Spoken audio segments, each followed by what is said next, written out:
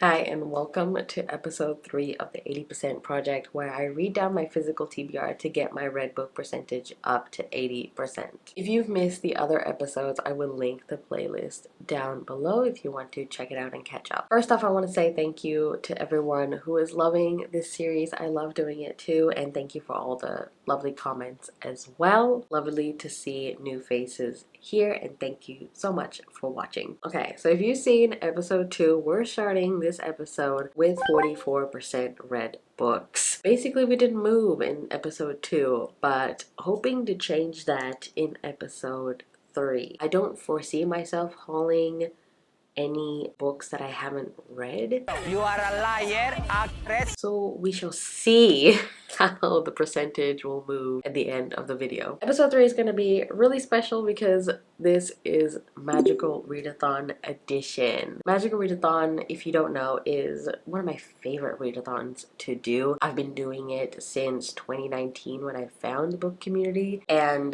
this Magical Readathon is founded by G from Book Roast. By the time this video comes out, I think the readathon will be over anyway, but if you want to check out G's channel and also the announcement video to just learn about the readathon and then participate in it next year, or just participate in your own time, honestly, because it's really fun. I will link all that down below. So if you don't know, Magical Readathon is an RPG based readathon where you build your character, find the calling for that character, and then you attend a Aurelium Academy to study these callings, pass exams, pass semesters, and read books for each semester to pass that semester. So as I said, there's 2 semesters, so there's 2 readathons a year, one in spring, which was in April, and then one in autumn, which is in September. So I did participate in the spring edition of the readathon, and I have vlogs for that as well, and I'll link that down below if you want to check it out and catch up, because I am essentially continuing on from that semester into the autumn semester. So Gia will explain this better than I will. But essentially, when you have your callings in the spring semester, you have your subjects and you read each book for each subject. But when it comes to the autumn semester, you have the same subjects, but they're now graded. Like, you have to achieve a certain grade to complete the semester and complete each subject. You will get what I'm trying to say as we go through the subjects and the prompts throughout the video. But my callings for this year is Healer and Beastmaster. I picked these 2 callings this year because most of the subjects overlap, so I don't have to read a lot extra for these callings. But I am sort of regretting it, but it's a good challenge because for these 2 callings for the autumn equinox semester, I have to read 9 books because there are 9 prompts. I can DNF a book and still count it towards the prompt, and I can also count 1 book for 2 prompts. If and when that does happen, I will explain how that works when we get to it throughout the video, if that happens. I've written down all the subjects and the corresponding prompts that I need to fulfill. I didn't really read them or look at them. I just literally just wrote them down because I want to be picking as I go. I think we're gonna get through quite a few books in this video because, again, 9 books that I'm going to read. I think I said everything that I want to say for this episode, so let's get into the first prompt for Magical Readathon in the first book of this episode. I, as you can probably hear from my voice, am sick at the moment and I'm not having a fun time. I had full plans to start my Magical Readathon on September 1st. I was hyped. I was so excited, but alas, when I woke up on September 1st, I fell sick. It is now September 3rd and I feel relatively better. I'm still blocked, but it's definitely much better than the last 2 days for sure, because I was on top of it. I was like, hell no, I'm not doing this again. The amount of times that I've been sick the last 6 months is horrendous and I don't know what's happening, but the other times is because I was traveling, and this time I don't know what happened. I was having such a good August. August was literally the best month of the year so far, and come September 1st, the universe said no more. No more. You need to be taken down a peg, so here we are. But now I'm ready to start my first day of class. I've taken a sick day for the last 2 days of class, but we're here to start our autumn equinox classes. So we're going to start with Elemental Studies. Elemental Studies is both for my Healer course and my Beastmaster course, and I need to get an O in elemental studies, and that is only one prompt / one book. So the prompt for O in elemental studies is to read a book with water on the cover, which is great. I've been really wanting to get back into the Magnolia Park series, and I think Daisy Hates and the Great Undoing has water on the cover. Let's see if I am right. Hallelujah. Daisy Hates and the Great Undoing. This whole thing is like water. I'm guessing it's like a lake with all the moss and stuff. Unless I'm tripping, but I'm pretty sure that's like water with moss. Like a lake or a swamp. Whatever it is. I'm going to be reading this. I have been wanting to get back into this series for quite some time. I've taken a break definitely since Magnolia Park's The Long Way Home. I was very traumatized by it for sure, and I think this is also going to be the same. The Daisy Hates books follow Daisy Hates, Julian Hates, and Christian Hems. They are basically London's elite, same as Magnolia Parks and BJ in the other books. They all run in the same circles, they all know each other. We're just basically following their lives, their ups and downs, their romances, etc. This book follows the same timeline as Magnolia Park's The Long Way Home, but through Daisy's, Julian's, and Christian's perspectives. So yeah, I don't know what I'm getting into because I know what happens in the Magnolia Parks books. I'm interested to see their perspectives on it. And yeah, I'm not ready, but I'm also ready to continue on with the series. After this, I only have Magnolia Parks Into the Dark left. I don't own a copy, but I was waiting to finish this before I go and buy a copy. But yeah, this is the first book for the semester. I'm very excited to get into this. I'm about 50% of the way through Daisy Hates and the Great Undoing, and I'm enjoying it a lot. And enjoying is a very strong word because the characters in this are doing my head in, but also like it's so tragic. Our characters all love each other, but they're so scared to tell each other that they love each other because, I don't know why they're scared, but I understand some people can't receive love because it just feels scary and overwhelming and all-consuming, and that's a scary emotion. And also, like, if you haven't had love like that before, it can be scary and you don't know what's gonna happen, and tethered to like one person like that can also be scary because they can easily break you, and that's also scary. It's all very cyclical and tragic between them. I would like there to be more focus on the plot at hand because something happened in the beginning of the book that is suspicious and is the criminal plot for this book, and I think that was one of the issues that I had with Daisy Hates. I wish that the crime plot was more at the forefront. I don't remember if I explained in the beginning what Daisy Hates is about, but Daisy Hates and Julian Hates, the Hates family, are part of a criminal ring, so crime and everything follows them around. So like that aspect of the plot I wish was more at the forefront. Instead, it's more of their lives, like I said, and their love lives, which is fine. That's the whole point of the series. And I think so far I am relating a lot to Daisy. In the first book, I didn't really like her as much, and now I feel like I definitely relate to her on some level for sure. There's a lot of discussion about which you would prefer, Daisy Hates or Magnolia Parks, and I think that in terms of the romance and like emotional turmoil, I prefer Magnolia Parks because this one is not as emotionally scarring as the Magnolia Parks book so far. Honey, you've got a big storm coming. But in terms of relatability, I definitely relate to Daisy Hates more, and I love Julian Hates more because he's just a broody, tough guy that is not so tough when you dig into it. And because I've read Magnolia Park's The Long Way Home, and this is the same timeline as that, I know what's coming and I'm not prepared to see what happens again. Having Julian's perspective of what happened in Magnolia Park's A Long Way Home is definitely adding more layer to that story. So yeah, I'm having a good time and it's frustrating, but I'm loving the writing as usual. There's a lot of references to the Titanic in this, which again, very tragic and dramatic, and it's why I really like this series. But I think I prefer book 2, Daisy Hates the Great Undoing, than Daisy Hates book 1, for sure, because I'm getting to know the characters a bit more better, so I prefer this one.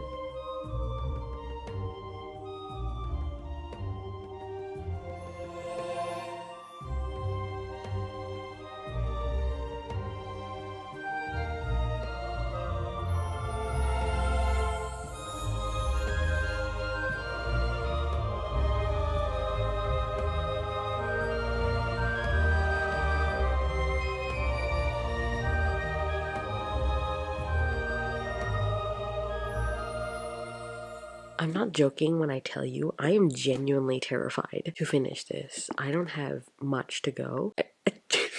I'm so scared. Oh my god, my heart is breaking for Julian. Like, oh my god, I didn't think I would feel this strongly about this book or for Julian, but damn. And typical, I have some quotes that I want to read to you that absolutely destroyed me, but it's an out of context quote, so hopefully it's not a spoiler for you. But if you don't want any quotes, just skip ahead a little bit. Longing for a life I've never longed for till now. I hate the thought, because it's not just a thought, it's a tease. Loving her is a tease. She made herself at home, kicked off those fucking cerulean heels, put her feet up on my left rib. Over the mantelpiece, she hung her own portrait up herself, that little minx. Best painting I've ever seen too. Better than any woman anyone has ever painted in the history of time. A face I'd win battles for, a face I'd lose anything for. Even her. Honestly, I can't. My heart is actually breaking. He is my favorite character from this entire series, for sure. I feel very strongly for him because I feel like he takes care of everyone else, but no one is taking care of him. He doesn't think about himself, and I deeply relate to that, so I have a soft spot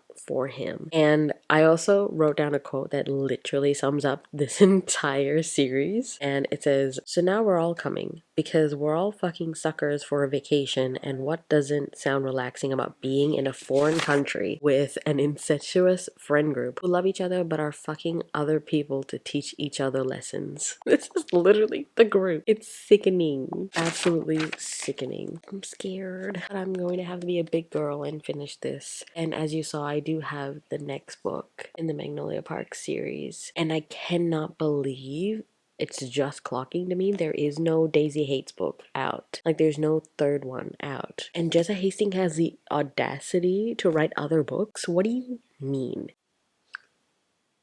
No. You're joking? What do you mean? That can't be the end. That's it? Yo, Jessa Hastings, this was released in 2022. What are we doing? It's 2025. We're almost in 2026. We don't have word about Daisy Hates 3. What are we doing here? No, but like, I need answers. I need more, because no, I think I'm gonna give this 5 stars. Like, I haven't had this visceral of a reaction to our characters in a while. I am full on team Julian hate. I need to know what happens because this is atrocious that we don't have another book, and I am already scared to go into Magnolia Parks Into the Dark, and I need to force myself to go into it as soon as I can, because when I get scared of going into a book, aka Jade Legacy by Fonda Lee, it took me 2 years to get to it because I was scared, and I can't do the same thing. I could easily just say, like, you know what, I'm just gonna leave it until we hear from Jessa Hastings about like the next book. No, I need to read that book so we can see if there's any word but also I need to know what happens to Magnolia as well, because she's important.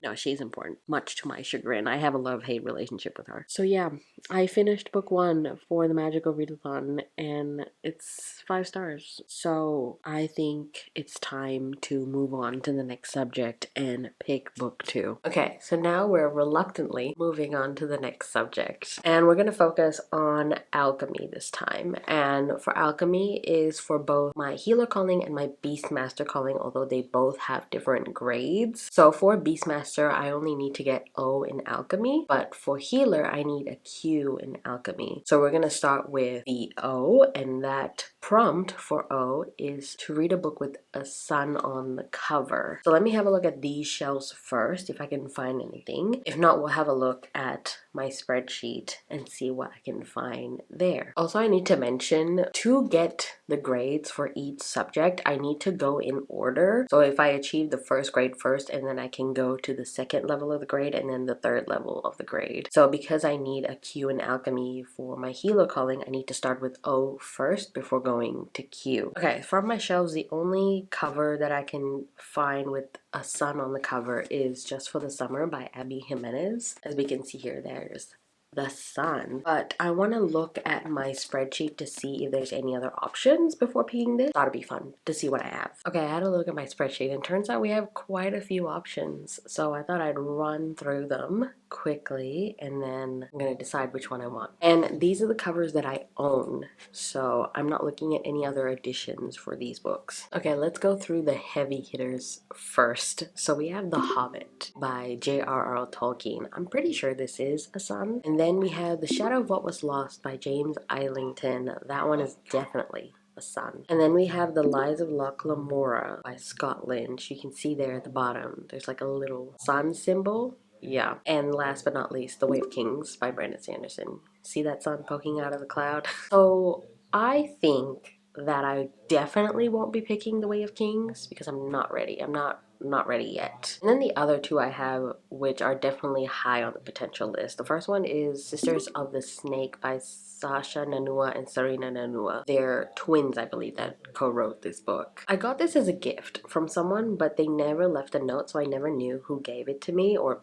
bought it for me. But I've been so intrigued by this one. This one's like a YA Southeast Asian fantasy that I've been really wanting to read. And you can see on the sister's earring, one has a moon earring, one has a sun earring. So sun. And then lastly, we have The Book of Eve by Meg Clothier. This one was a Goldsboro pick that I couldn't skip because I didn't think I would like it because it's a historical fantasy. But you can see at the bottom, there's a little sun symbol as well. So those are the options, including Just for the Summer by Abby Jimenez. I think I'm gonna keep this one and pick from the options that I just gave you. I think I'm going to pick Sisters of the Snake by Sasha Nanua and Serena Nanua. I've been craving Southeast Asian stories lately and I've always wanted to add more to my repertoire, so I'm going to pick Sisters of the Snake. I'm actually very excited for this and I'm glad I went through my spreadsheet, and good to know that I have quite a few covers that have the sun on it. Hello, it's been a little bit just because I said before I was sick and I was recovering, and then I jumped straight into my time of the month and really bad EMS, and I'm still dealing with it, but I think I'm coming out of it. So not a lot of reading was done, but I am 50% into Sisters of the Snake by Serena Nanua and Sasha Nanua, and I'm really enjoying this. Like, this is a very good time. This is a YA fantasy, start of a series as well. The book is essentially the plot of The Princess Switch, the Netflix movie on Netflix, yeah, where there's like twins and one is a princess and obviously one is just a normal person, and they switch places and also kind of romances as well, and that is what this book is, but with a good fantasy plot as well. There is a war brewing in here between two kingdoms, and they had a 100-year treaty of peace, but now that treaty has come to an end and the two kingdoms are going to go to war. And the princess in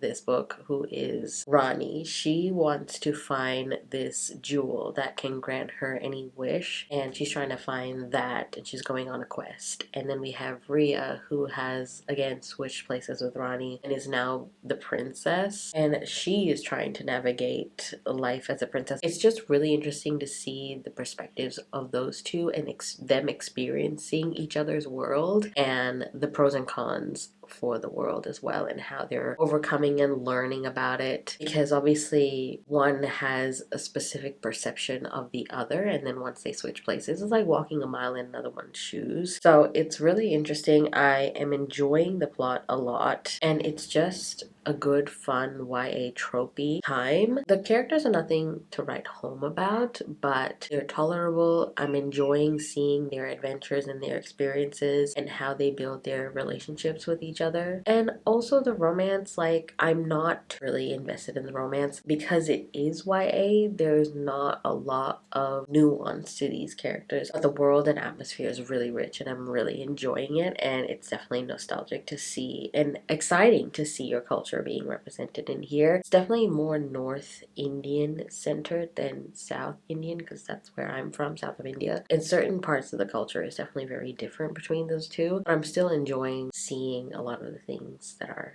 happening in here, the atmosphere, the food. So I'm making progress in that, and I wanted to recommend two shows that I binged on the weekend while I was dealing with my PMS. I started Ransom Canyon. This is like a cowboy drama show. Oh my god, it's actually so fun and so good. Kind of remind me a little bit of Dynasty because there's like two rival cowboy families or ranch families that are vying for land. It's really, really fun. There's a romance in this that I actually really liked. It's kind of like will they, won't they? And it's complicated and it's dramatic. There's also a mystery involved in this that you're following that was really interesting and unpredictable as well. Yeah, I would definitely recommend this. I'm hoping season 2 comes out like next year or something because I know there's a season 2 coming up, but I don't know when. And then the second show that I watched is My Life with the Walter Boys. I know season 2 just came out a couple months ago. So it was a good time for me to binge through this show. So I tried The Summer I Turned Pretty. I wasn't a fan, so I thought maybe teenage shows are not for me, but I was like, let me give this one a try. And you know what? I vibed with it so hard. I really like this show. This one has a lot of emotions and depth to all of the characters. It kind of reminded me of Cheaper by the Dozen, where it's like a huge family and a cast of characters and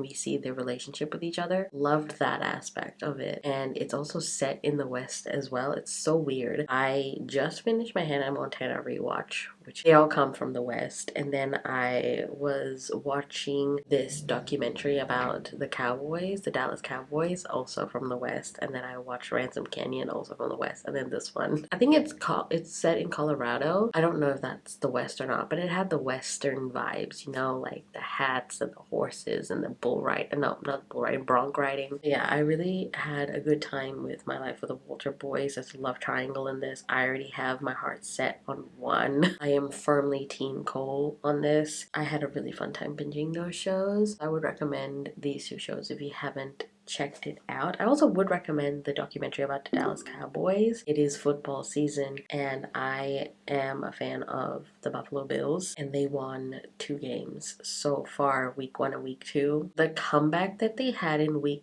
1 on the 4th quarter, 4 minutes left on the clock and they scored 15 points to win the game. That game was so good. Anyway, I am rambling. No, I don't know if anyone is interested in football, but I really got into football the last 2 years or so I am hoping this year is the Bills' moment to win the Super Bowl. They've gone to the Super Bowl, but they've never won. Fingers crossed that the Bills get there. So I finished Sisters of the Snake yesterday and I'm gonna give it 3 stars. I think that if I was a younger teenager, I would have eaten this up. For me now, I feel like the tropiness and the characters are not so in depth that I don't enjoy it as much because that's what I want out of books nowadays. So I wasn't as invested in everything and I just really appreciated the story and the representation it has and the world and the atmosphere and the culture. And I'm definitely going to keep this book on my shelf because one, I just love the cover and I appreciate the story and I want to recommend it to people who are looking for more Southeast Asian stories. So I'm going to keep it on my shelves for sure. And the way it ended is a little bit wrapped up. Well, I'm not continuing on with the series. I'm good with the first book. Maybe in the future if I have an inkling to continue on, I will. But for now, I don't really have a desire to continue. Also, the villain of the story is giving Jafar for sure.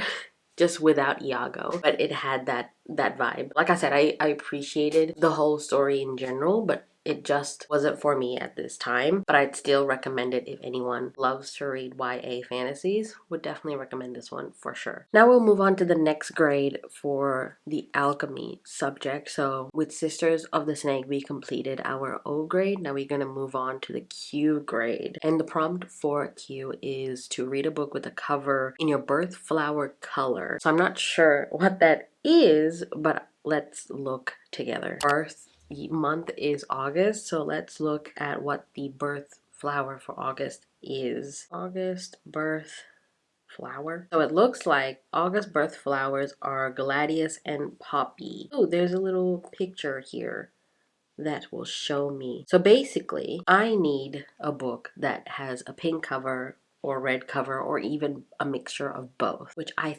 think I might be able to pull off. Let me, as usual, check the shelves here to see if there's any covers that I can pick from. If not, we'll go through the spreadsheet for sure. Okay, so I have some options here that I'm actually really excited about, but I also need to remember that we're only on prompt number 3 and there's 6 more prompts to go, so I need to pick up my pace a little bit. So I'm gonna start with the one that I really do want to read, but it's unlikely that I will pick this because the girl's thick, and that is Swordcatcher by Cassandra Clare. This is the Fairy Loot edition, so it has like the red cover, which will definitely fit the poppy flower, and I really want to read this. Like, I've been itching to read this. For sure, I've heard so many good things. I like Cassandra Clare's writing. This was the option, but then the more I think about it, it's just too big at this point in time. So the other ones are definitely more contenders because they're shorter and they're contemporary. So the first one that I have is Monday's Not Coming by Tiffany D. Jackson. Obviously we have the all red cover, which fits for the poppy flower. And this one is like a YA contemporary story.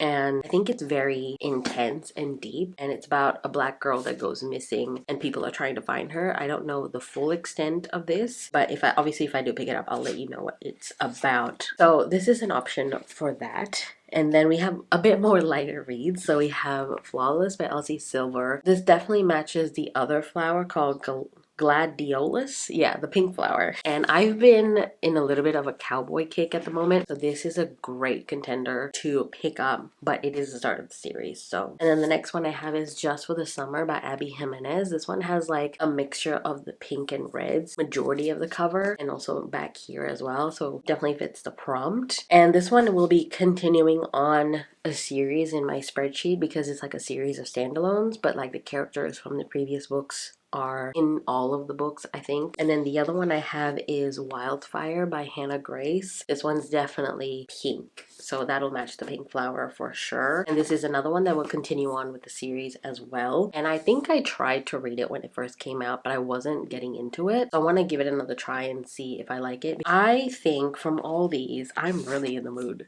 for a bit of cowboy romance. And I've heard so many great things about Elsie Silver, so I really want to read this. But again, it's the start of the series, and I would have to buy the other books to continue on because I know I will like it. But these two are good contenders as well. I think I'm gonna go with my mood. I'm gonna go with Flawless by Elsie Silver for this prompt. And I'm so excited. I'm gonna continue on my cowboy kick. Oh my god, the font is huge. This will be a fast read.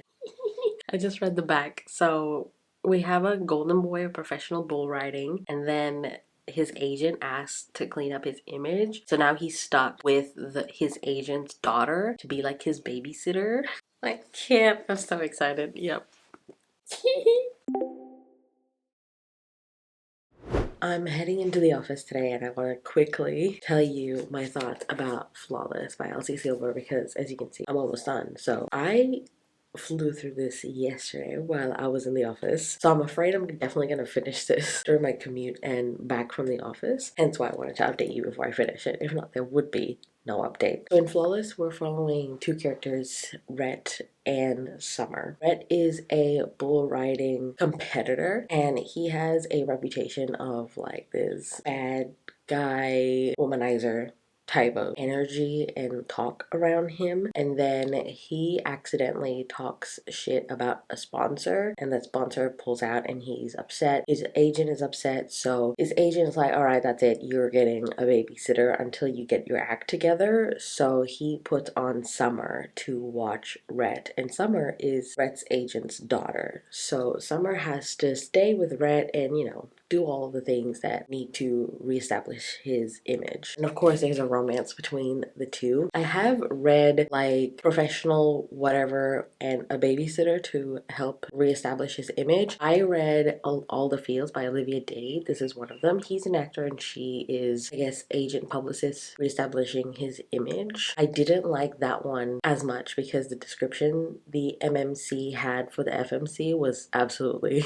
diabolical. Didn't like it. But this one I'm enjoying so much. There's this one scene that involves a cowboy hat and a lean into it. I'm sorry, I am literally eating this up. I am loving it. There's a bit of forbidden romance aspect to this, but it feels like there's actual stakes in this to make it forbidden. So I'm definitely scared for the eventual third act breakup that's going to come up, and like the will they won't they because of those stakes. I'm just really enjoying Rhett's personality, where he's like a grumpy cowboy but also full of life and banter, and I love that. And also we have Summer, who is her name. She's Summer, but she has so much internal struggle and sadness and having such a tendency to people please and think that she's a burden. She feels like she has the responsibility to do everything right, so she doesn't let anyone down. Definitely relate to Summer for sure. So I feel for her, but that combination of those two, where Rhett is kind of like living his life for himself, and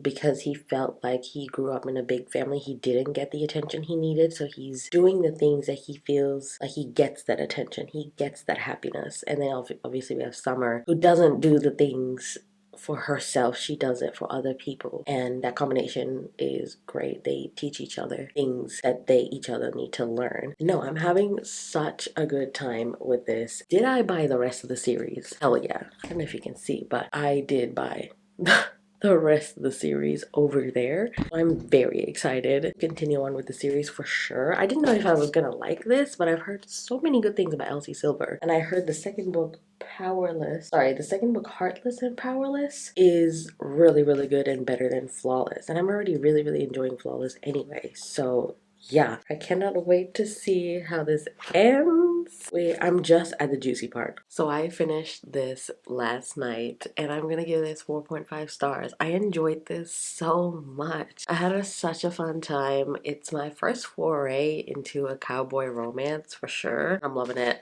I'm having a cowboy kick, and I really want to keep going in the series, because like I said, I bought the rest of the series, which we'll talk about in the book haul portion for sure, and I really really just want to read the next book in the series. I did not see a plot twist coming. I didn't even know there was going to be a plot twist, but it came out of left field, and I was shook on the train. And I feel like there's an overarching plot, but that plot is just basically interrelationships between the characters, and I'm excited to see that in the other books. The next book, Heartless, I think, is following Rhett's older brother Cade, and Summer's best friend Willa, and we did meet both of them in this book, and guys, I'm so excited for that book. I can see how that book and Powerless are people's favorites. I don't know who's following Powerless, but I tend to see only the next book who's it about, so I don't like spoil myself. But yeah, I really enjoyed this, and like I said before, the characters Rhett and Summer just complement each other, and they better each other in different ways, and it was so beautiful to see. I was kicking my feet, squealing. It was just so much fun. And now we move on to our third subject, which is restoration. And we need 2 grades in restoration for both Healer and Beastmaster, and we need to achieve the highest grade, which is D. I should probably tell you what the grades are called, but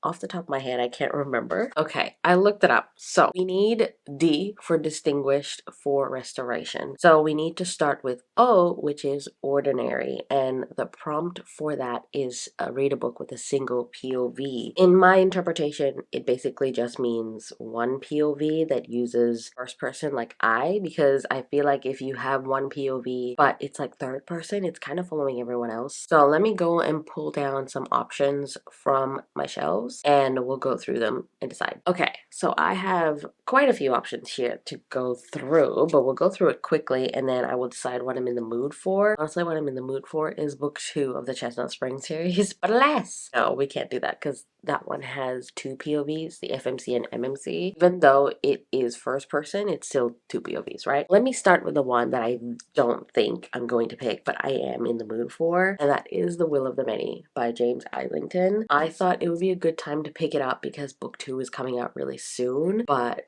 Guys, no. I still have 5 more books to go in this vlog, so I don't think this is a viable option, but I'm very excited to read this. I've heard nothing but good things about this adult epic fantasy series, and yeah, I definitely want to start it one day, but today is not the day. I love the cover, but it's such a shame this book had a cover change. Next up is a sequel that I should have gotten to earlier, and that is Bloodmarked by Tracy Dion. This is the second book in the Legendborn cycle. I read Legendborn, I want to say in April actually, for the spring equinox. Be a great time to pick up Bloodmark, and it's definitely just following our main character Bree, so this is definitely an option. The next one is just The Jasad Heir by Sarah Hashem. This is the first book in a adult fantasy series, and the second book just came out concluding the series, and I've heard it has a really good slow burn romance in this as well. And obviously this is a South Asian inspired fantasy. I think it's Egyptian mythology, and I definitely want to get into this for sure, but again, we have 5 books, you know what I mean? Like, it's thick. It's the same thing with Bloodmarked as well. The font is tiny and it is 560 pages, and this one has 485, so it's not so bad. The font is relatively fine. And then we have Quicksilver by Kelly Hart. It's huge, but I feel like it will read faster because it is a fantasy. Like, the font is not so bad. You gotta think about the font, guys, because, you know, oh, it's 609 pages. I don't know about this. But the second book is coming out really, really soon, and Callie Hart is actually coming to Melbourne for an event for signing. So I thought it'd be a good time to pick this up, but 600 pages? I don't think so. And then we have Serpent and the Wings of Night by Carissa Broadbent. This one is a first book in a series from her. I've read her other series, which is War of Lost Hearts. Yeah, it's just like right above here. Have the first 3 books. I've already read them last year. Was it last year? No, 2023 I read it. I really, really enjoyed that series, and I've heard really good things about this series as well. So yeah, I definitely want to read this. The font is relatively small, and it is 464 pages, so this is definitely a contender for sure, and I'm pretty sure it's on Kindle Unlimited as well. And lastly, I have another sequel, and that is The Dragon Wakes with Thunder by KX Song. This is the sequel to The Night Ends with Fire, and I read The Night Ends with Fire last year as well, and I enjoyed it. I gave it 3 and 3.5 stars maybe, and I was curious to see how it continued. And this one, the font is not so bad, but I would have to like go look at a recap for The Night Ends With Us for sure before I dive into this, or else I will be lost. And this one has 436 pages, so this would be good to go through. It would take a sequel, it would complete this prompt, and it's around 430 pages, which I could finish more quickly than the others. So from this stack, I feel like I have these 2 options: The Dragon Wakes with Thunder and The Serpent and the Wings of Night. This one's starting a new series, this one is continuing on with the series, and also deciding whether I want to continue on with the series. I think I will put Bloodmark and The Jasad Heir for another time. So it is these 2, and I feel like this is the answer for this because it is a sequel, and I'm always trying to prioritize sequels. For the ordinary prompt, read a book with a single POV, we're gonna go with The Dragon Wakes with Thunder by KX Song, and this is the Goldsboro version of it. I think I showed you guys in the last video. Now I gotta go look up a spoiler summary for The Night Ends with Fire. So wish me luck. Hi, this is a new camera setup, which I'm excited to use. I think the rest of the video will definitely have a different looking footage and also audio. A lot of you have told me that my voice is very soothing, so hello. Yeah, this is the future setup for the rest of the video, so hopefully this works. Anyway, I thought I'd give you an update on The Dragon Wakes with Thunder. God, I keep forgetting the name of this book. The Dragon Wakes with Thunder, that's right. And I am about 100 pages into this, and I'm actually really liking it. I didn't have high expectations for this book because I thought book 1 was okay, but now that I think about it after looking up various spoiler summaries for book 1, which is The Night Ends with Fire, I was like, oh my god, the story was actually really, really interesting. I think the main issue that I had was the main character because her emotions were so wishy-washy and changing all the time. But then now that I'm reading the second book, I'm like, this feels very realistic. She's dealing with an addiction to magic. She's going to have a lot of changes of feelings. So yeah, I am really enjoying this, especially the writing style, which I am coming to remember that I really, really liked. Okay, so what this book is about. I'm going to tell you the synopsis of the first book because obviously I don't want to spoil the second book, but we have our main character Maylin, whose father was a soldier in the Imperial Army, but he did something to shun him and his entire family. So now her family is just living in the outskirts of this town and they're very poor. The father wants to basically marry her off for a dowry, and Maylin finds out that the person that she's going to be married to is not really the greatest person, so she ends up running away to join the army. And the way she does it is when she was spying on her would-be husband, she came across Prince Sky, who was in the town doing something, and he rescued her basically. And they had a little flirty moment, and she discovered that they're recruiting for the upcoming war between the three kingdoms, and she wants to join the war. Hence this series being a retelling of Mulan, which I really enjoy the aspect of. So Maylin dresses up as a boy, the son of this family, and goes and joins the war, and she finds out that Prince Sky is actually the commander of that platoon that she's joining. And before May goes to war, her stepmother gives her a jade pendant that used to belong to her mother, and her mother used to have this magic that drove her to madness and she died or committed suicide. And now her stepmother has given her this piece of necklace or jade that has a spirit imbued inside of it, and she discovers that she has magic. This magic did drive her mom to madness, and now she's cautious about it, but she loves the power of it because all her life she's just seen as less than, and of course being a woman, sometimes power is everything, and she gets really obsessed with having power and wanting power. So as like I said before, that addiction to the magic and the power, her emotions are all over the place, and it was a bit annoying, but I see it now in the second book and I remember now. So I'm not having an issue with it. So with the second book, the way the first book ended, we're definitely in a new setting. Maylin has definitely changed as a person. In the second book, in the beginning, we see her go through a struggle that I won't mention, but she's going through something. She's changed as a person, and she's kind of lost that spark, that hope, that ambition, and her drive and her purpose. But we see it come about in a different way because obviously she's a changed person. She seizes that opportunity again to have the power that she wants. But we're in a court setting and I'm really enjoying it. I love court politics, and especially in the castle, blah blah blah, like just in general court politics is my favorite. She's always been in the poor society, so she's not used to noble society and how politics works in noble society, but she's great at reading people, so she's trying to use those skills to navigate the politics, and I'm enjoying seeing that play out. Another thing that I forgot to mention is that this series has a love triangle, and I know a lot of people don't love triangle. I usually don't because there's always a clear winner, and with this I feel like yes, there's a clear winner because that's the person I want and not me rooting for the villain. Yeah, no, I am enjoying my time with this a lot. I'm enjoying the setting, like I said. I really hope this whole update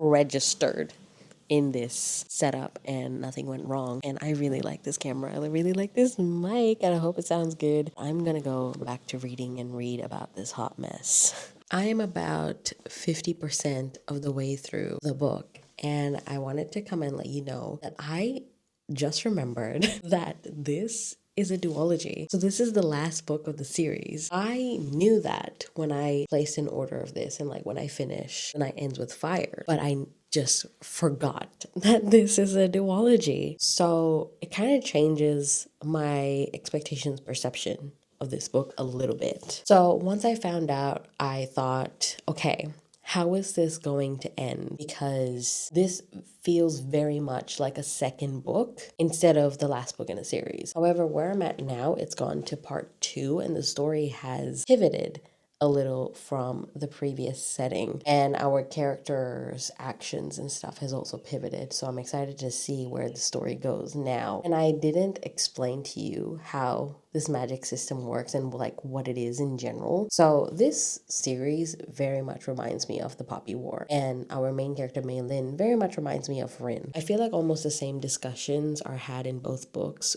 with addiction to magic, and specifically spirit magic. I think that's the same in the Poppy War. I won't say one is better than the other. It's just my preference is this series compared to the Poppy War. I didn't finish the Poppy War trilogy. It just wasn't my thing because I wasn't in love with the writing style. And also Rin was a bit frustrating, and that really impacted my enjoyment of the series. Each spirit magic has an animal attached to it, and Maylin's spirit magic has the dragon. And in this series, this dragon has its own motives. Not everything is as it seems, and particularly in this book, things are ramping up with the dragon and his motives, and the stakes are high now because I'm scared of what's going to happen with the dragon and Mei Lin, and especially where the story is going now. How is it going to end? I think it's just a cool reading experience not to know how this book is going to end and which way it's going to go. It just feels more exciting. And then the love triangle in this, guys, it is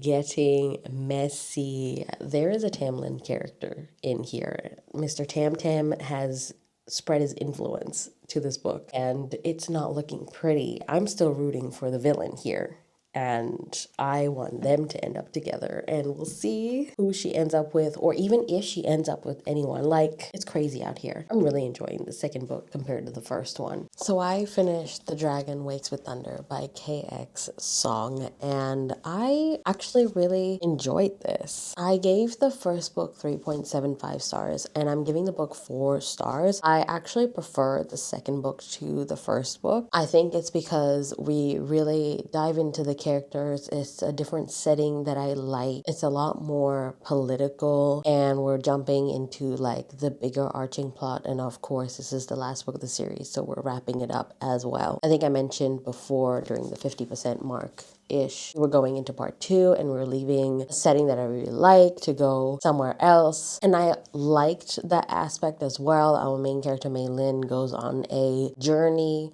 literally and also internally as well, to figure out what she wants, who she wants to be, what kind of legacy that she wants. And I really liked the ending of this. Like, I was actually like emotional and kind of devastated at the end. This was a good, solid duology. Yes, I do have some qualms about this series, but let me focus on the positives first. I think I really like the world. I like these characters a lot. The theme of this whole series is the human condition. Like, these books explores what it is to be a human, and it's not just black and white. It's different shades of gray. People change, people go through things. Emotions are not linear. They're all over the place, especially when you're going through something traumatic. You're going through addiction and war. It was done really, really great. So now for my criticisms. I think that this duology and also this book suffers from telling, not showing. Because it is a duology, I guess there's only so much you can do with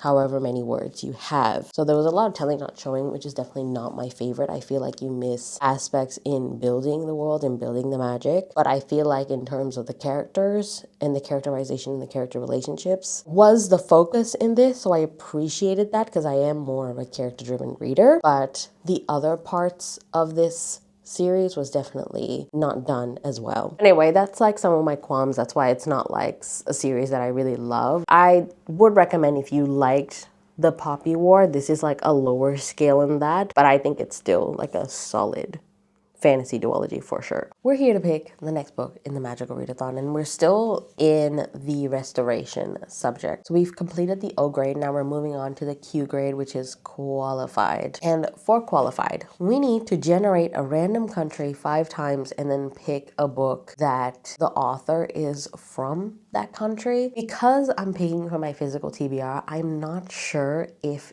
the selection is going to be great. It says here we have to randomize 5 times. So we have 5 countries to pick from, to pick the book from. If we can't find the countries on my bookshelves, then we will generate until we find something. I think that's okay because I have a small selection, so we'll see. Okay, here we have a random country generator. So let's generate a random country first. Okay. The first country is Afghanistan. I think we can find one, I'm sure. Okay, all right, let's generate the next random country. Oh my God. United States of America. Guys, that's so easy. I would like to pick something else, but we'll fall back on this if things get tough. Okay, the third country that we have is Bulgaria. Okay. The fourth country is St. Lucia. Where's that?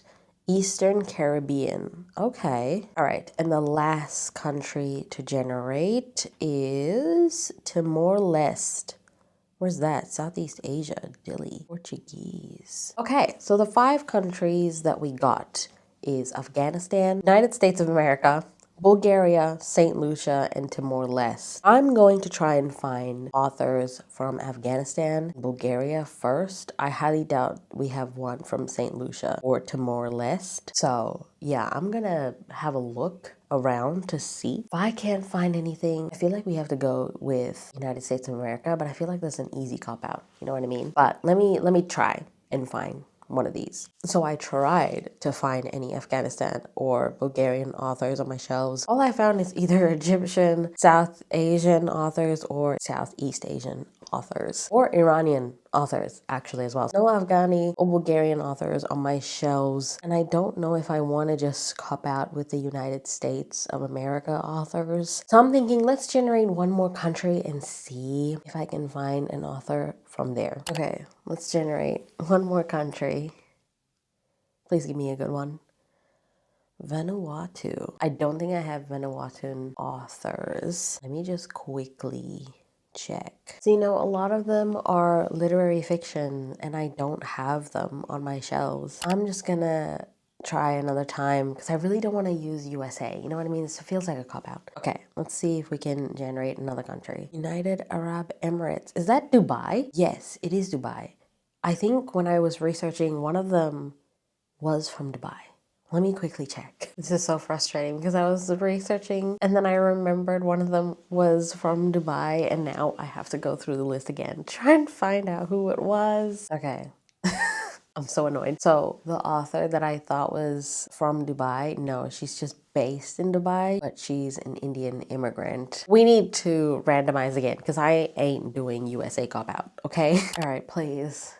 Maybe an Egyptian author, you know, because I have plenty of those. Japanese. I think I can do that. For sure, I could do that. Okay, perfect. I have quite a few Junji Ito books that will be perfect, but I was thinking of saving that for October. Let me see if I can find something else. Oh my god, I just remembered something. I have something. I have Death Note Volume 1 Black Edition by Tsugumi Oba and Takashi Obata. I've been wanting to read this for so long, and it's a manga.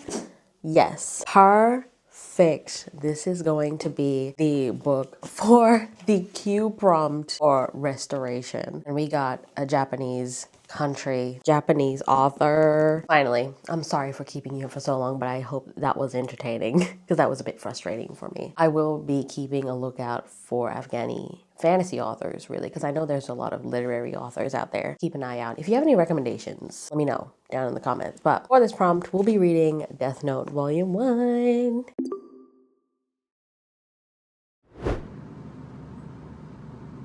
Hello and welcome to my bathroom for a little late night update. When it's not really late night, it's just bedtime update. So I just got back from the office. I've been reading this on my commute and I am now definitely more than halfway through Death Note Volume 1. And this is not what I expected at all. This is so much darker than I thought it would be. I thought it was just going to be like a dark, fun time, but no, this is like dark, serious, but also kind of a little bit funny because the Shinigami is hilarious. So we follow our main character, Light, who comes upon this death notebook. This Shinigami Ryuk is the one that dropped it in the human realm and Light picked it up. There's a set of rules for this death notebook. Basically, if you write anyone's name or a person that you recognize in your head and you write the name down, they will die at the time that you wrote down. Basically, you can write their deaths in this death notebook. You can write the time they die, how they die. If you don't specify anything, they just drop dead from a heart attack. And this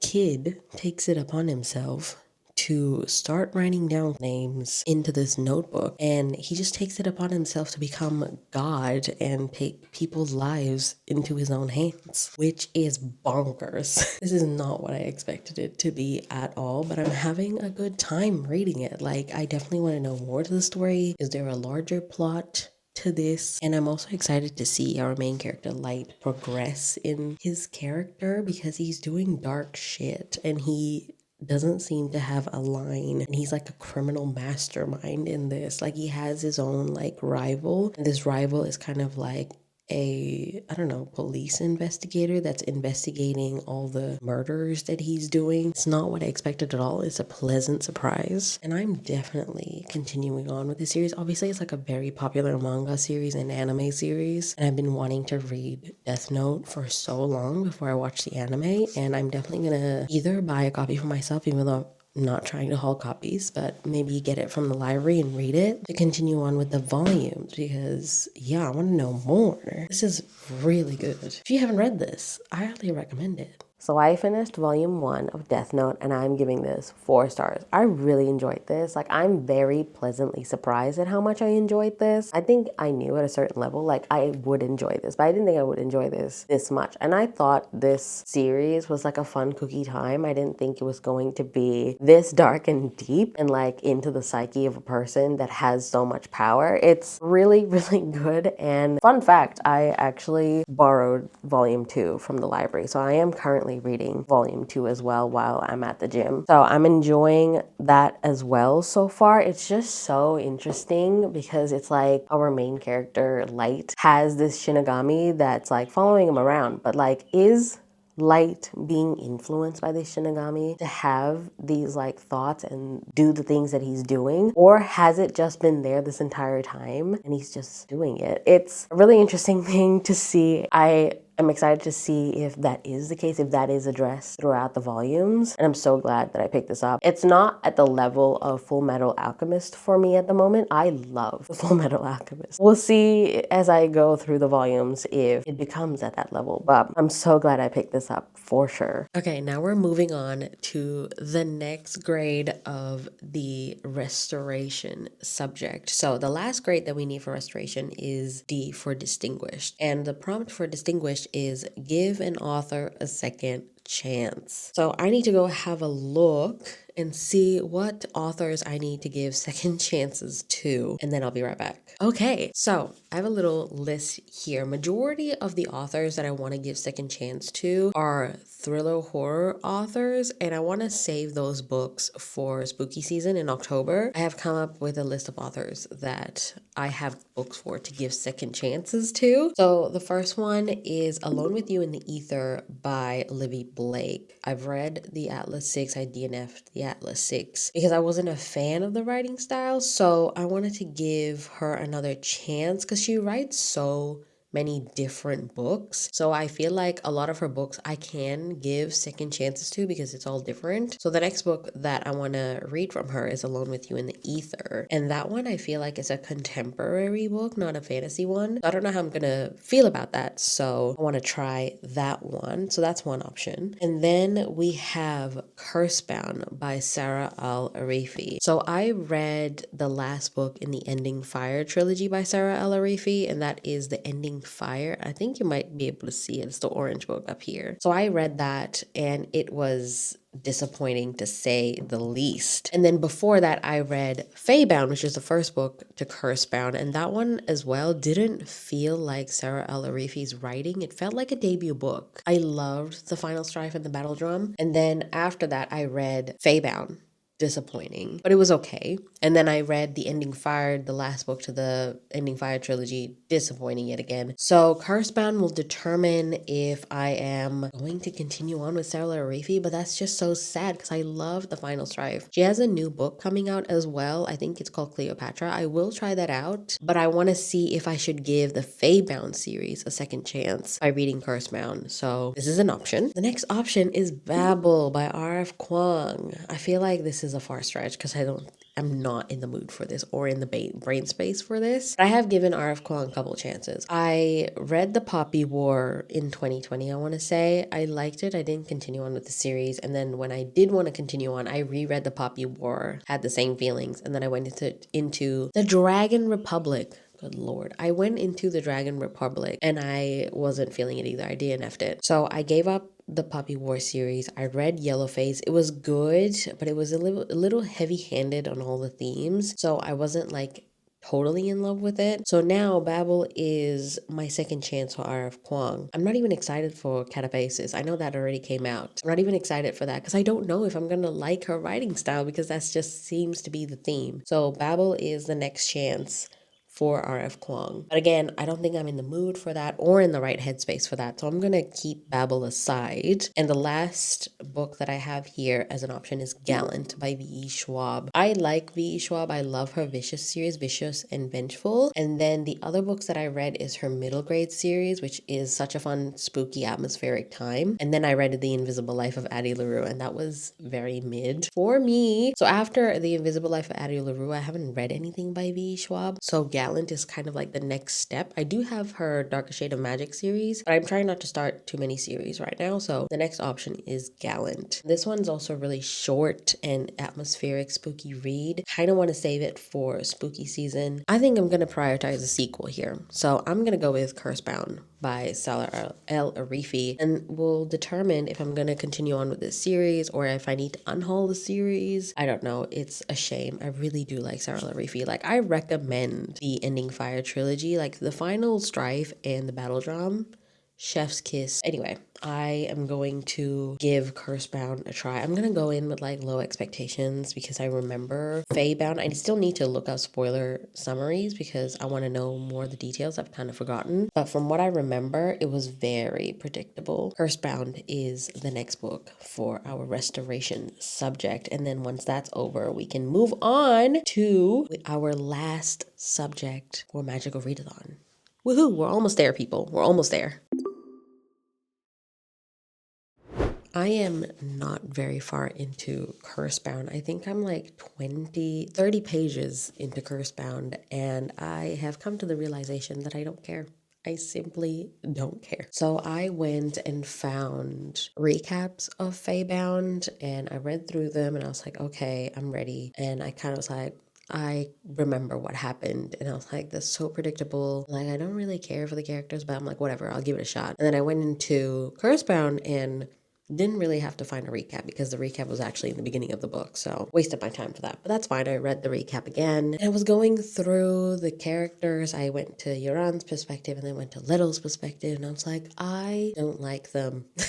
I simply don't care. And I feel like with Sarah El Arifi's character, there's a fine line between love and hate, and I was bouncing within the line for the Ending Fire trilogy. I dislike them sometimes with the actions that they do and the thoughts that they have, but I love them sometimes because they're just human. For the Feybound series, I am firmly on the I do not like these characters at all. I just feel that like they're so negative. Like they only have negative qualities for me. They don't have the positive qualities for me. So I'm not interested. I am going to DNF the Feybound series and I'm going to DNF Cursebound. And unfortunately for the statistics, I am going to be unhauling Feybound, which is part of the red pile. So we'll see how it messes with that statistic as well. But yeah, I'm kind of sad. I really do like Sarah El Arifi. Like, I'll give her other works a try. I know she has a new one coming out called Cleopatra. I'm guessing, I think it'll come out next year, I believe. So I'm definitely going to try that out when it comes out. But I think I'm going to give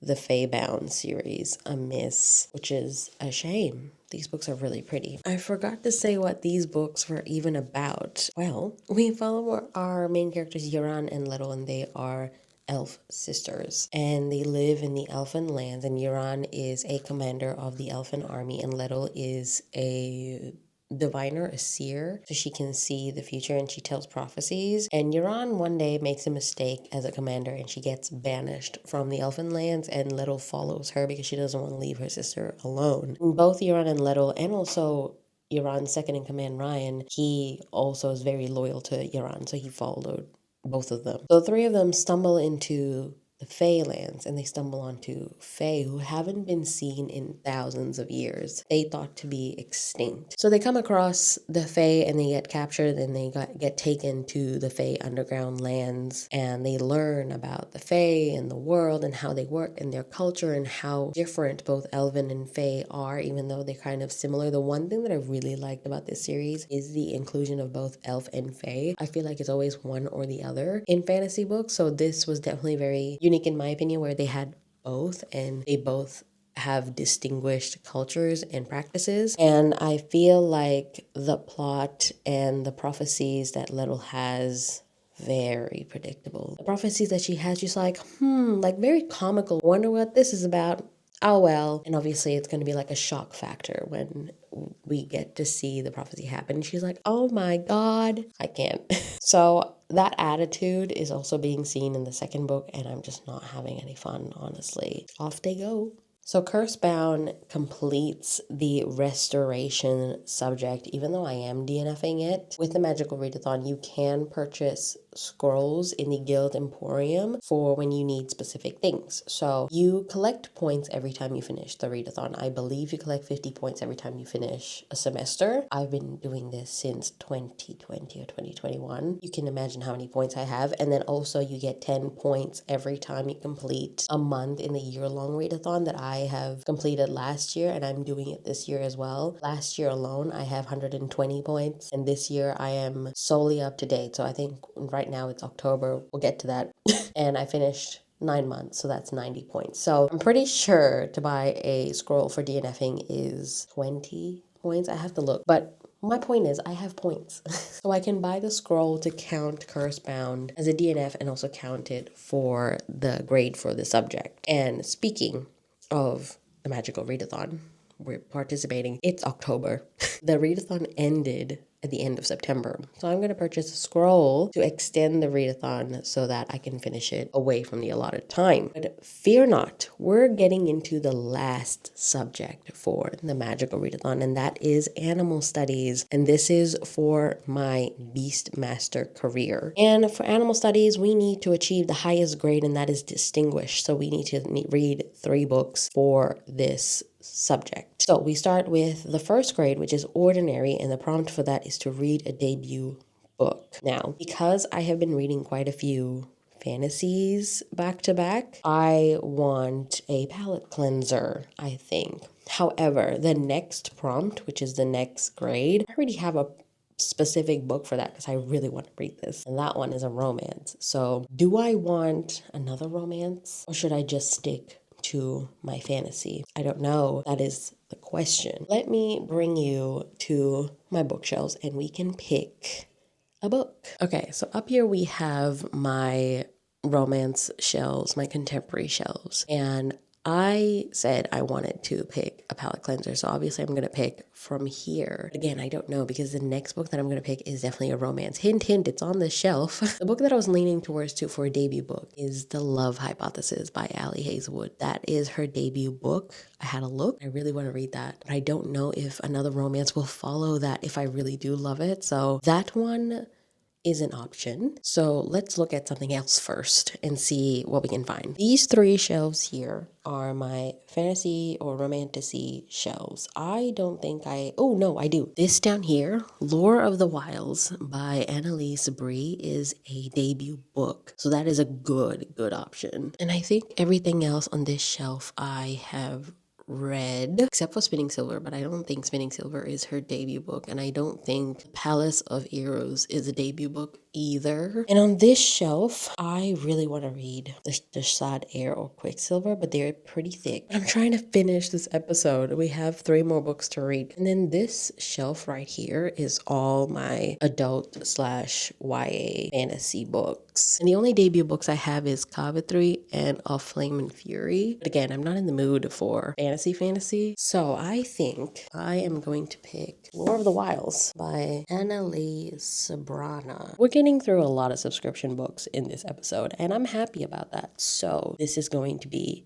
the option. So Lore of the Wilds was the first book in the Romantasy subscription box for Fairy Loot, and my idiotic self canceled the subscription after this because I saw the couple of books after this and I was like, don't really feel like it. I feel like that's going to be the vibe for the whole subscription, and I was so wrong. I knew it too. I'm like, I know Fairy Loot's going to improve after they get feedback, but I don't know what I was thinking. So I'm on the wait list for the Fairy Loot Romantasy subscription since March, I want to say, and I have very low hopes of me getting into it until probably next year. I should have just kept the subscription. I'm such an idiot. But I am glad that I canceled my adult subscription for sure, because I wasn't loving those pics, and I had that subscription for about 2 years, I want to say, 2.5 years maybe. So I canceled that subscription. I gave it a good shot. I should have given this a good shot, but alas, this vlog is really long. I am so sorry, but I hope you're enjoying it.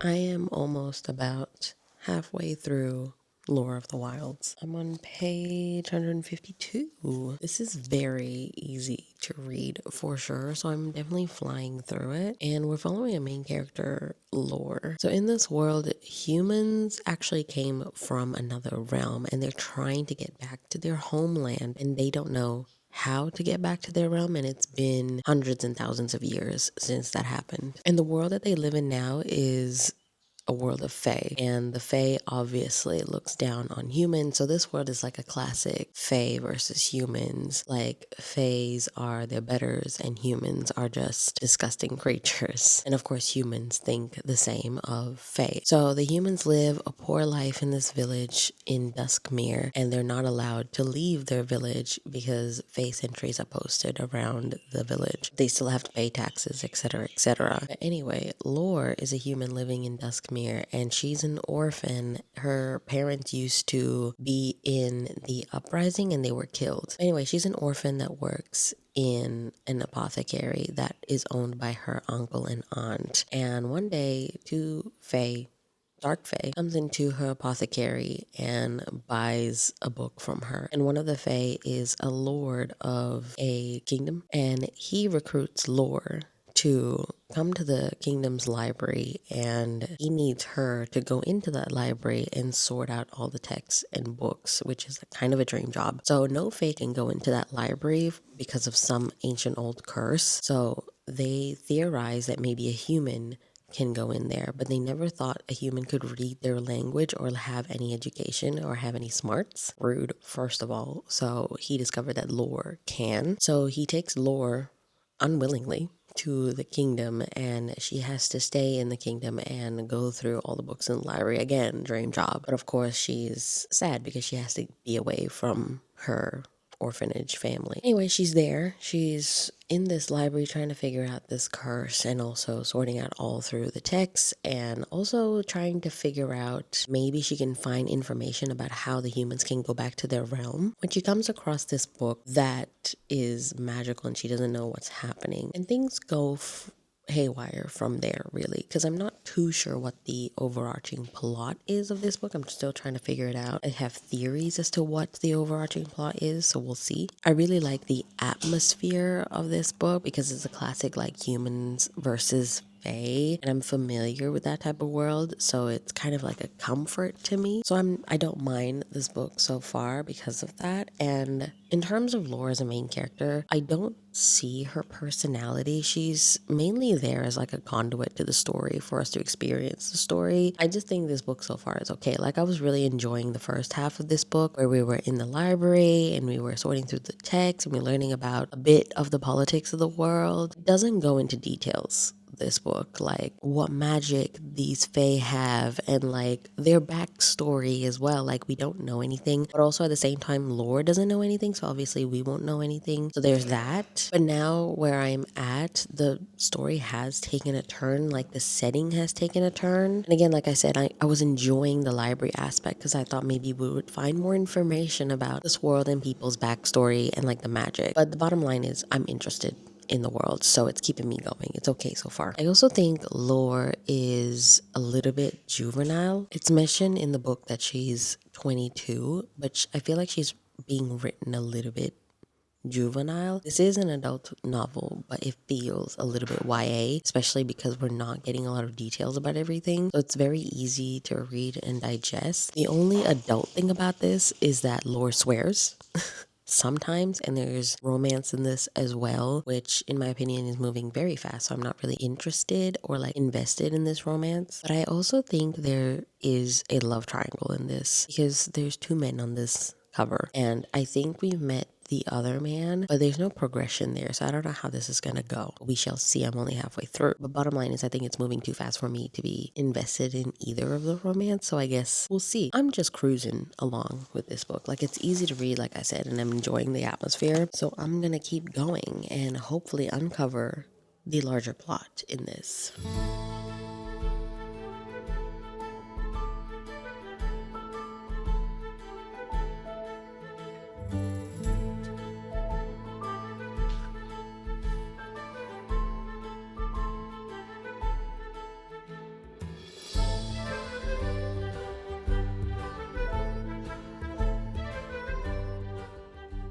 Don't mind me, I just finished the gym and I look rough, but we're here in a random neighborhood to do a car check-in. I can do car check-ins now with my new camera. It's so cute. Anyway, I'm here to tell you that I finished Lore of the Wilds yesterday, and I think I'm gonna give it 3 stars. So it was set to be 2.5 stars, and then a plot twist happened at the end that I did not see coming. And it kind of made sense, but at the same time didn't. I can't go into it, obviously, because of spoilers. And I was fully like not going to continue on to the second book. And I'm like curious now as to how that happened. But unfortunately in Australia, the book in paperback or through my library as well does not come out until the end of October. I am going to see if I can get it through my library. I'm not going to get myself a copy because I don't think I will keep this book around. Overall, I feel like this book was okay. I felt like the author didn't know what this book wanted to be. Does she want it to be a cozy fantasy? Did she want it to be a action-packed fantasy romance? It teetered between the two. It was a bit jarring and whiplashy to like go from one part where it's like high stakes fantasy and then to like cozy fantasy where we forgot about the stakes. Like I said before, Laura was taken to the Fae Kingdom and she got so much into the coziness of like sorting through the books in the library, and like the atmosphere changed as well for the reader. It's like, hello, wasn't she worried about her villagers like 2 minutes ago? What's going on here? So that happened quite a lot throughout the book, and I wasn't sure what this book wanted to be. So this, I felt like, should have been YA. It was feeling very much YA, like I said, with the whole cozy fantasy versus fantasy romance aspect in it. But anyway, I thought overall it was okay. I might continue on with the series if it comes out through Libby, just because I'm curious. So this is going to get 3 stars from me. Now we can move on to the next grade for our animal studies subject. So the next grade is qualifying, and that is to read a sequel. And I have been wanting to read the sequel since we picked up the first book in this video. I've been trying so hard not to pick up the second book immediately after finishing the first book. So I'm glad we have a sequel prompt, even though, yes, I know I have so many sequels that I need to get to that are way more of a priority than this one. But this is what I'm in the mood for. I don't know if you can guess, but it's Heartless by Elsie Silver. I'm so excited to read this. This is following, if you remember, Rhett's older brother, Cade, who is very much a grumpy single dad. And the only single dad romance I guess I would have read is Birthday Girl, but that one's more of an age gap romance, but he is a dad technically. And also Praise by Sarah Kate. He is also a daddy, but it was more of an age gap romance. But anyway, this is a single dad nanny romance.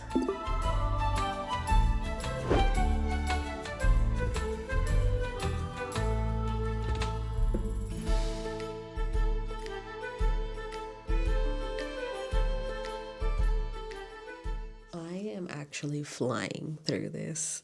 and I am having such a fun time. I get so happy when I find a new contemporary romance series that I really like, and like a new author that I can just binge through their work. This happened when I found Anna Huang. This happened when I found Chloe Lees and Abby Jimenez. I'm so glad I found Elsie Silver, and I'm having such a fun time. We're following on two characters, Cade and Willa. Willa is the best friend of Summer that we met in book 1. And Willa is trying to find like a little summer job that she can do because the bar that she works at is going through renovations. Cade is taking care of their family ranch, and he's trying to find someone to look after Luke since he's on summer holidays. He wants to be there for Luke, but of course he has responsibilities of taking care of the ranch. So he needs to find a nanny, and he was being picky about it. So Summer suggested Willa, and he was definitely trepidatious about it, but he's growing to like Willa. So this book has definitely a couple of tropes that I like. So mainly there's Grumpy Sunshine, Age Gap, and Single Dad Nanny, which I've never read before. These two kind of remind me of Axel and Rooney, who are in the Berkman Brothers series by Chloe Lees. They're in the 4th book called With You Forever. That is my favorite book of the series. And it's also a marriage of convenience, which is my favorite trope. If that trope was in this, it'll be over for me, but sadly it's not. Anyway, I am just loving the banter in this, and I love Luke, who is Cade's kid. He's so sweet. I am just loving seeing Willa like break down Cade's barriers and like make jokes. See that he doesn't have to be grumpy and put up a barrier for everyone all the time. And there's a microtrope in this that I've realized that I really, really love. And that is like when a grump smiles or laughs for the first time in front of her. Oh my god, it's so cute. I can't wait to find out more of their backstory and like what happened to Cade's previous relationship, Luke's mom, all that good stuff.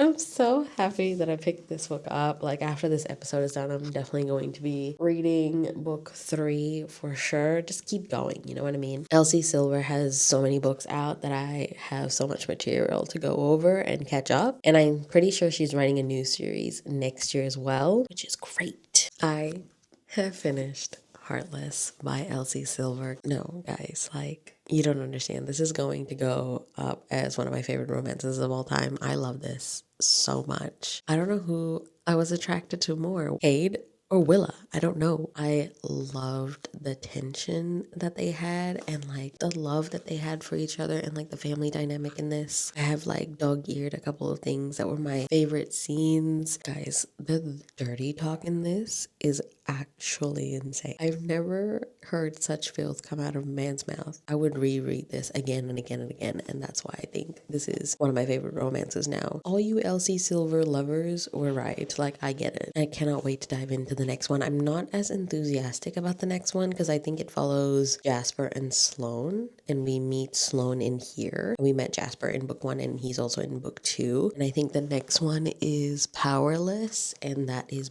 following both of them. I'm more keen and interested to see Winter's story, because I feel like that one would be a good one to see how she evolves. I am so glad that I read this. It really made me so happy. And also kind of liked the way it ended, and I was scared about the 3rd act breakup in here, but there's a twist to it, and I really, really liked it. Like, so much. Like, it did good to our characters, you know? It wasn't like unnecessary or anything. It just stayed true to who they were. And yeah, no, it was really good. Here we are, folks.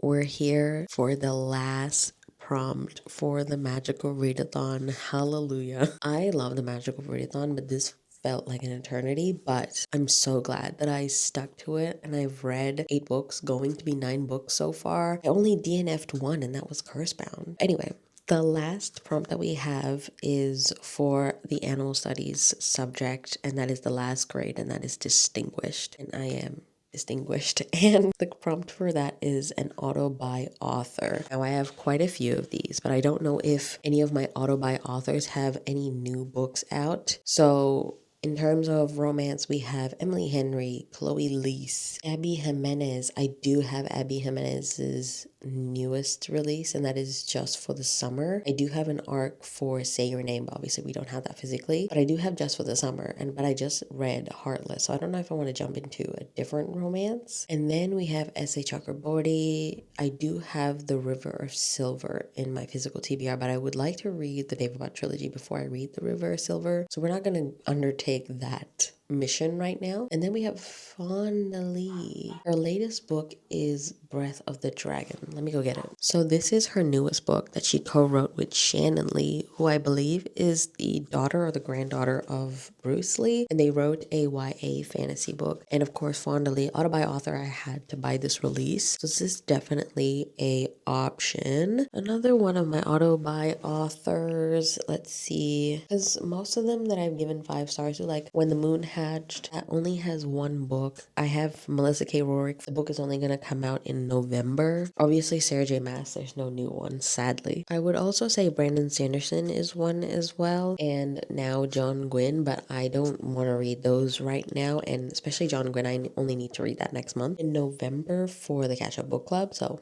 can't read that one right now. We do have Cassandra Clare, which I do have the Sword Catcher up there. It's a bit thick for the last book of this vlog, so I think I'm gonna stick to my guns and read Breath of the Dragon by Shannon Lee and Fonda Lee. Like I said, this is a YA fantasy, and I think it's martial art related. It looks like there's a deadly competition. I'm very excited. Fonda Lee writes great action fighting scenes. I have no doubt it's going to be great. Maybe I should lower my expectations a bit, but I think it's going to be good. I'm not going to expect it to be like her adult books, but I think there's going to be Fonda Lee-ness in it. You know what I mean? So here we are, the last book of the vlog. So turns out I am not in the mood for this. I tried a couple pages and I was just not into it at all. Nothing to do with Fonda Lee at all. Like, I was just not in the mood for fantasy. So we're gonna switch books. I think I mentioned before that my other autobi author is Abby Jimenez, so I picked up Just for the Summer, and I am going to read this because I'm very much in the mood for this. I am, if not a mood reader through and through, and I try and make anything work in my favor when it comes to reading, because hello, reading is fun, and the whole point is to read down my physical TBR, right? And this is in my physical TBR. Why am I justifying this to you? I don't know. You probably don't care. You'd be like, girl, just read the book. And I am going to cozy up in my little bed right now and get started.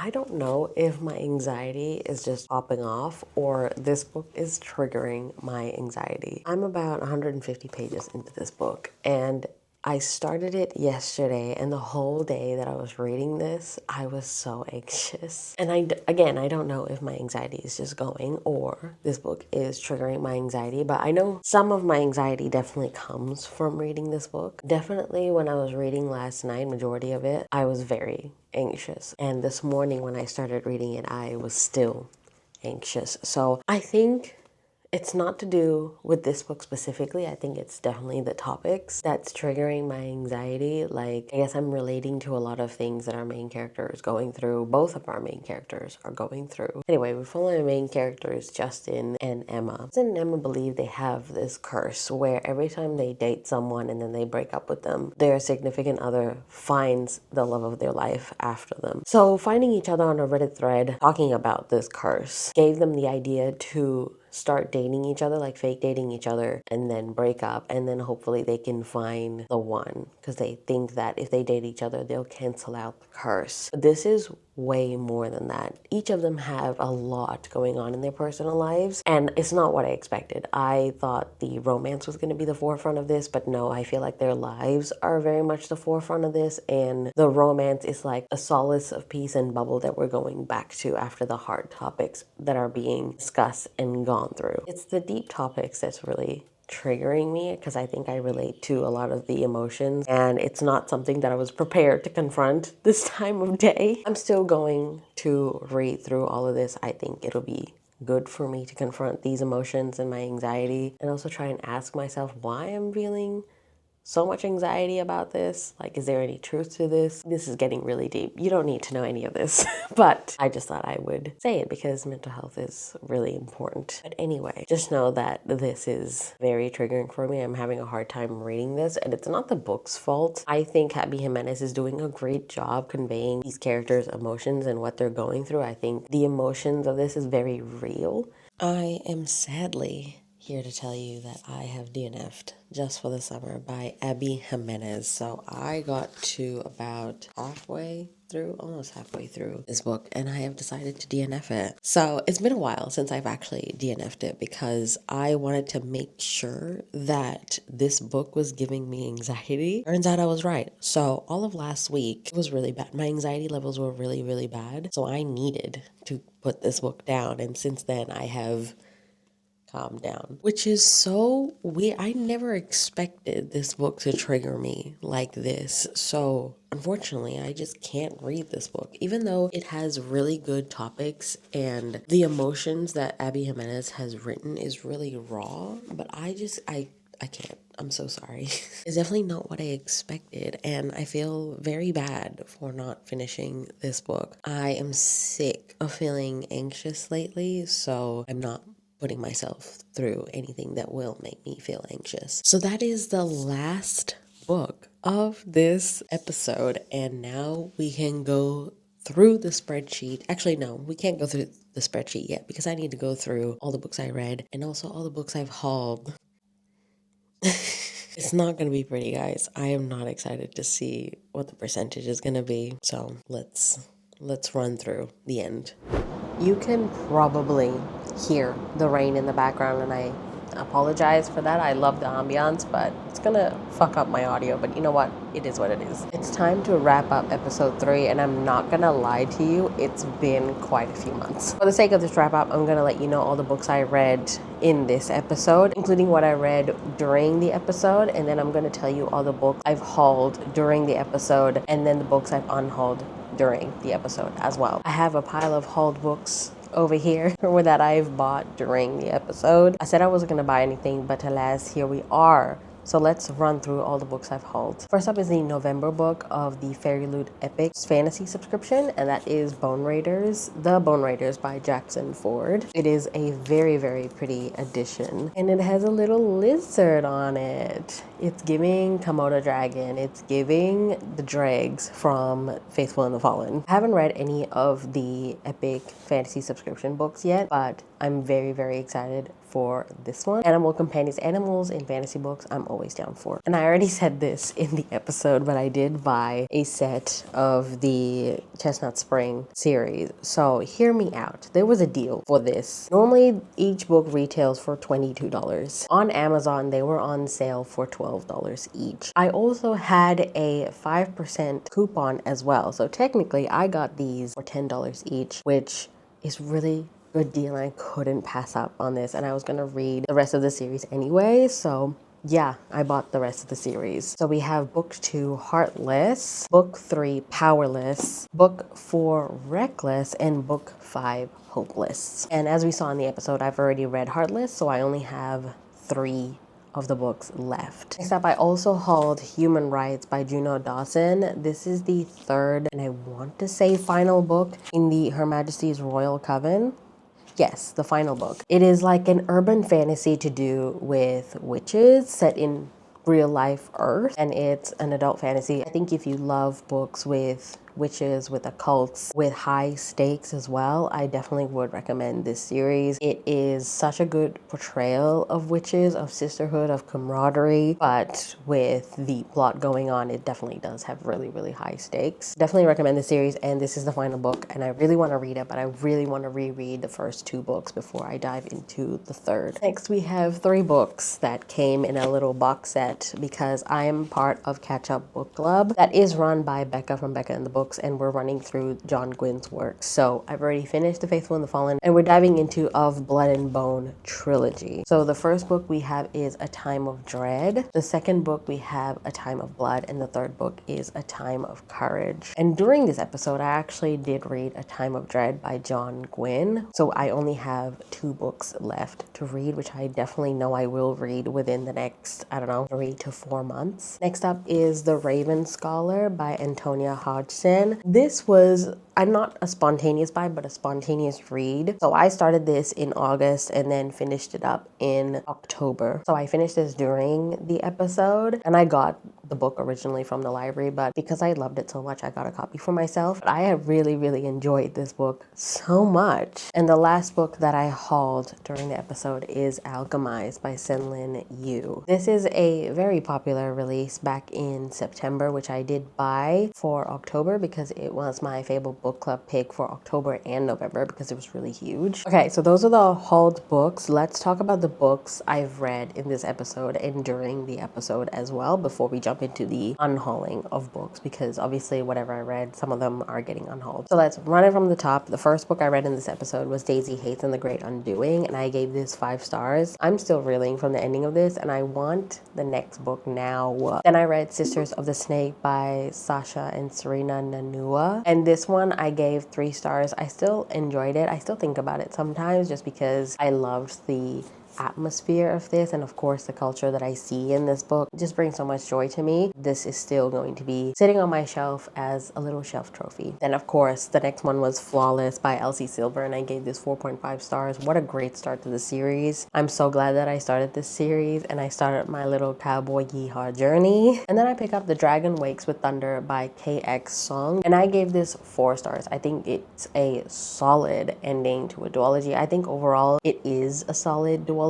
I think it's kind of like Poppy War light. Then it's Death Note Volume 1 by Tsugumi Ohba and Takashi Obata. I just thought this was a pleasant surprise. I really enjoyed the start of this manga series and I gave this 4 stars. I cannot wait to continue on with the series. Unfortunately, the next one, as you know, is a DNF, and that is Cursebound by Sarah Al Arifi. I've already unhauled this and I've also already unhauled Feybound as well. We'll go through again in the unhaul section. Another conflicting read that I had was Lore of the Wilds by Annalisa Brana. This one I gave 3 stars. As I said before, it was teetering between cozy fantasy and like adult fantasy and didn't know what it wanted to be. I enjoyed my time reading this. I don't know if I want to continue on with the series. I have put the second book on hold on Libby as an ebook, so we'll see if that comes in and see if I do want to continue on. Then of course I moved on to Heartless by Elsie Silver, and this one I gave 5 stars, my favorite so far in the series, and has gone into the list of my favorite romances of all time. It's still living in my head rent free. And lastly, I did pick up Breath of the Dragon by Fonda Lee and Shannon Lee, but I switched it out for Just for the Summer by Abby Jimenez, and this one is unfortunately also a DNF. Like I said before, it was really triggering my anxiety and I just needed to put the book down because the topics was just too much too real for me. But I will check out her other books and I'll give this one a miss. So these are the books that I've read for this episode, which does complete my Magical Readathon, and I've completed the prompts as well. So yay me for getting my degree in Healer and Beastmaster, and I cannot wait to participate again in 2026, probably in April again. And then, like I said, I read 2 more books during the episode, and that was A Time of Dread by John Gwyn and Raven Scholar by Antonia Hodgson. So now let's go through the unhaul section of this video. So the first 2 books that I unhauled was Feybound and Cursebound, like I said. I didn't see the need to keep those 2 books around, so it has found a nicer home. And then the other one that I'm unhauling is Lore of the Wilds by Annalisa Brana. Again, this was an okay read. I don't see myself rereading this. And then I'm also going to unhaul Just for the Summer by Abby Jimenez. Again, not going to reread. Don't see a point in this sitting on my shelves staring at me. So I'm going to unhaul this beautiful cover as well. So during the episode as well, I went back to Perth, my mom's house. And as you know, most of my books are over there. So I did a little bit of unhauling there as well. And I thought I'd share it with you because obviously I need to update the spreadsheet. So I went through the books that I had over there, and these are the books that I'm unhauling. And most of them are actually books that I've read. So it's going to affect the stats for sure. So the first one is Voice of War by Zach Argyle. I read this ages ago. I think I gave it 3 or 4 stars. I can't remember, but it was a really solid start, but it wasn't enough for me to continue on with the series. I love the cover of this, but again, don't see the need to keep this on my shelves because I don't think I'm going to reread this. So then we have Hook, Line, and Sinker by Tessa Bailey. I loved It Happened One Summer, but the second book was just okay. So again, don't need to keep this on my shelves. And then we have City of Stairs by Robert Jackson Bennett. I did try to read the second book, and I just thought my time for this series is done. Like I didn't have any interest anymore, and it's kind of like a series of standalones, which is not my favorite in fantasy. So I've decided to DNF the series and also unhaul City of Stairs, even though the cover is so cool. And it was also the book that I co-hosted when I used to be in the Shelf Space Book Club. So it definitely has some nostalgic value to it, but I will be unhauling it. And then we have An Enchantment of Ravens by Margaret Rogerson. I gave this 2 stars. I didn't really like it. Don't see the need to keep it, so it's going. And the next book I actually haven't read, and that is A Day of Fallen Night by Samantha Shannon. So I think I'm okay with just reading A Briar of Orange Tree. I don't see the need to continue on with the series, especially it's a prequel, and I think she's going to write more books in this, and it was supposed to be a standalone, and I was happy for it to be a standalone. So I don't feel the need to continue on, and I don't need this on my shelf. And the last book I unhauled was Malice by Heather Walter. This one I read, I want to say 2021 maybe. I enjoyed it. I think I gave it around like 3.5, 4 stars when I read it. It's like a dark Sleeping Beauty retelling, but kind of like an origin story for Maleficent. In theory, it sounded great, but I think the execution is where I had an issue with. So I don't really want to keep this on my shelf. And I don't think I'm going to reread it as well, which is always a criteria for unhauling for me. So those are all the books that I'm unhauling. And I also realized while I was perusing my books over there, I didn't add a specific series that I had into my spreadsheet. So we're going to add 4 books onto the spreadsheet as well. And that is the Storm series by Bridget Kemmerer. I didn't realize it was the same Bridget Kemmerer as the Bridget Kemmerer that we all know. I read this series when I was a teenager, and I really enjoyed it, and I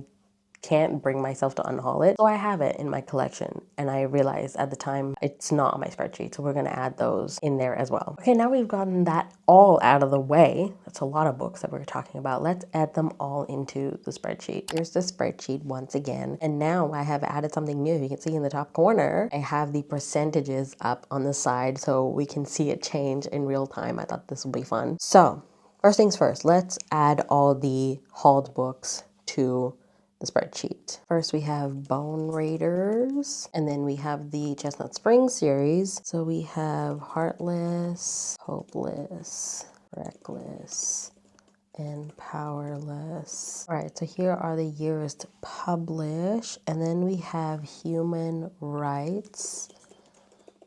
And then we have the John Gwynne book. So we have A Time of Blood. No, A Time of Dread and then Time of Blood, but it's fine. And then A Time of Courage. And then those are the date published. And then we have The Raven Scholar. And lastly, we have Alchemized. Okay, so those are all the books that I've hauled, and that is 11. Okay, so let's add this to the spreadsheet. And I acquired this all in 2025, so let's copy paste that and then add these as TBR. But I have read Heartless, and I have read A Time of Blood, and I have read Raven Scholar. Okay, so now that we're done with the hauled books, so now let's add the books that I've read in the episode. So we started with Daisy Hates, so let's find that. Perfect. Daisy Hates and the Great Undoing. And then we have Sisters of the Snake by Sarina Nanua and Sasha Nanua. Read that. And then we read Flawless by Elsie Silver. Read that. And then we read Dragon Wakes with Thunder. We've read that. Death Note. Volume 1, read that as well. And then we also technically read Cursebound. Again, we'll move the unhauled section later. So we read that. And then we read Lore of the Wilds. We read that. And then we've already ticked off Heartless. And the last one is Just for the Summer.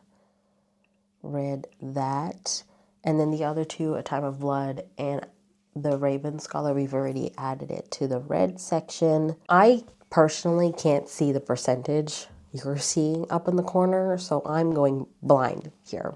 So hopefully it's looking good. Now, before I forget, let me add the series that I have at my parents' place, but it's not on the spreadsheet. So first one is Storm.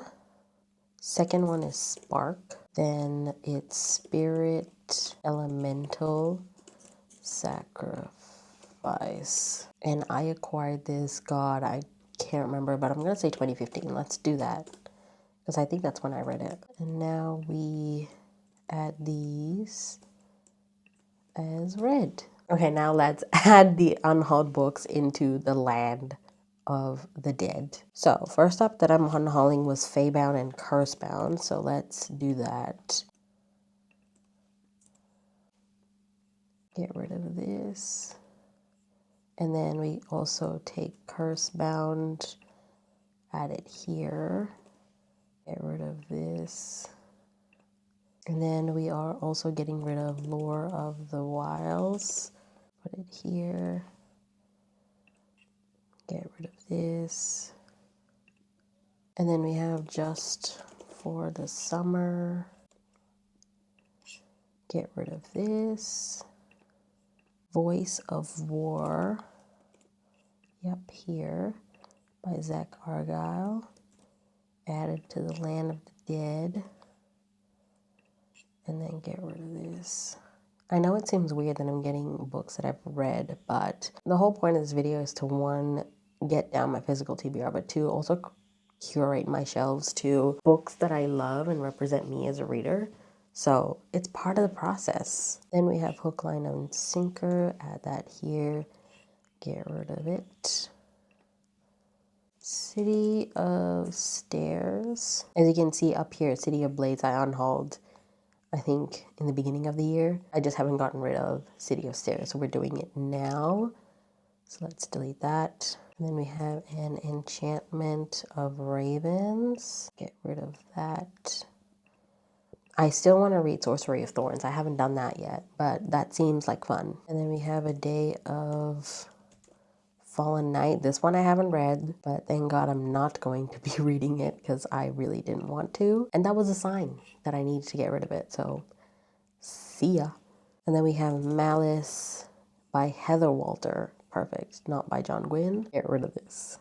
And now I'm going to reorder this to author. And now that's the spreadsheet done. You can see the percentage. I can't see the percentage. So let me gather my things and the stats for this episode, and I'll find out. Before I get to the stats, I just want to say this was a really, really fun episode. It's a very long episode, challenging episode, a lot of moving parts in this episode as well, but I really enjoyed it and I hope you did too. So now let's get to the stats. So we started with 44% in this episode with 292 read books. So in this episode, I read 11 books. So it's books that I read for this episode and the 2 books that I read during this episode as well. And I read nothing between episode 2 and 3. So it's just whatever I read during the episode. And then I hauled 11 books during this episode, which is a little bit out of control. I think it won't happen again.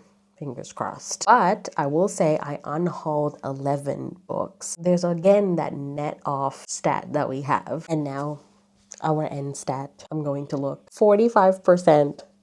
Guys, progress is being made here. Progress. Hard-hitting progress. So we went from 292 books to 299 books. So that's an extra 7 books to the stats, which I'm happy about. I'm getting that percentage up We're on 45%, guys. We're progressing. So round of applause. Let's give a hand to me, to you. Thank you for cheering me on. Now let's look at the overall stats for the project as a whole. So I've read 23 books so far for this 80% project, and I've unhauled 16 books so far. And I have 22 shelf trophies. That means I've added 22 books to the red part of my shelves. And I have found 3 5-star reads so far for this project. Fun fact, 23 is my lucky number, so I'm happy with this stat for sure. So we are 56% into our goal, which is, again, progress, and I'll take it. So that is the end of episode 3. It's a long one, and if you've stuck to the end, thank you so much. You are a real one. I really do appreciate it. I am thinking of starting episode 4 fresh on January 1st, so hopefully you will see a new episode in the new year. Let me know down in the comments below if you've read any of these books that I mentioned. Any specific books that you saw on my shelves that you want me to read, also let me know down in the comments, because I might do an episode where you guys choose what I read. So I'll probably pick from the comments. If you made it to the end of the video, let's leave a horse emoji for my discovery of cowboy romances this episode. Like this video if you'd like to, subscribe if you want to. All my links to my socials, such as my Instagram, TikTok, my Fable book club, my story graph, and also I have a link to Ana Luisa as well if you want to check out some of their jewelry. Thank you guys so much for watching. I hope you have a wonderful Christmas holiday, or just a holiday in general, and I will see you very soon with a new video. Bye!